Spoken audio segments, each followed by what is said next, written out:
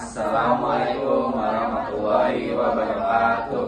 Halo, kami dari kelompok 3 ingin mempresentasikan materi sifat koloid. Tapi sebelum itu, mari kami memperkenalkan diri terlebih dahulu. Nama saya Ahmad Sulfikar Mauludin. Nama saya Tebal Bisafana. Saya Rida Catur Firgiawan. Saya Rada Profesi Nurfadila. Saya Rahel Yolanda. Dan beserta teman kami, Regina, yang berhalangan hadir.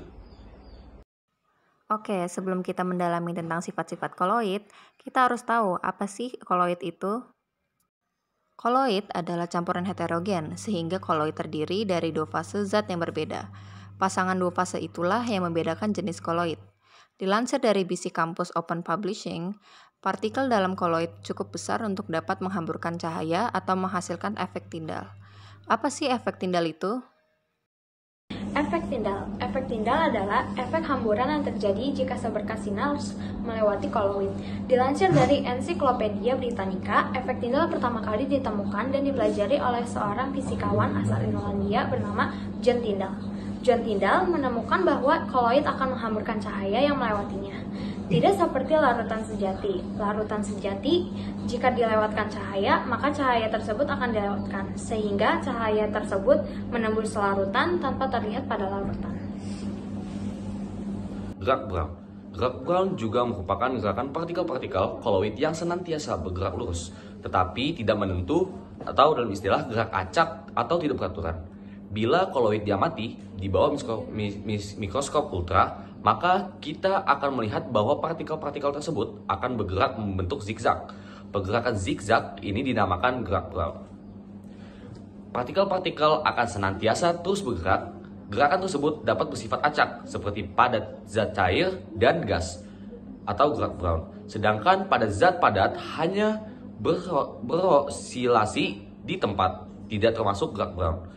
Bagi koloid dengan medium pendispersi zat cair atau gas, pergerakan partikel-partikel akan menghasilkan tumbukan dengan partikel-partikel koloid itu sendiri. Tumbukan tersebut berlangsung dari segala arah. Ukuran partikel yang cukup kecil membuat tumbukan cenderung tidak seimbang, sehingga terdapat suatu resultan tumbukan yang menyebabkan perubahan arah gerakan partikel, sehingga terjadi gerak zigzag atau gerak Brown. Sifat absorpsi. Absorpsi adalah proses penyerapan atau tepatnya penyerapan ion oleh partikel koloid karena ukuran luas partikel koloid yang cukup besar. Dengan begitu ion dapat menempel di permukaannya, baik ion negatif maupun positif. Lebih jauh lagi, koloid pun dapat bermuatan sesuai muatan ion yang telah diserap. Bisa lihat di sini ada gambar. Contoh absorpsi pada kehidupan sehari-hari yaitu pemutihan gula tebu dan penjernihan air. Sifat koagulasi. Koagulasi koloid merupakan proses penggumpalan partikel koloid.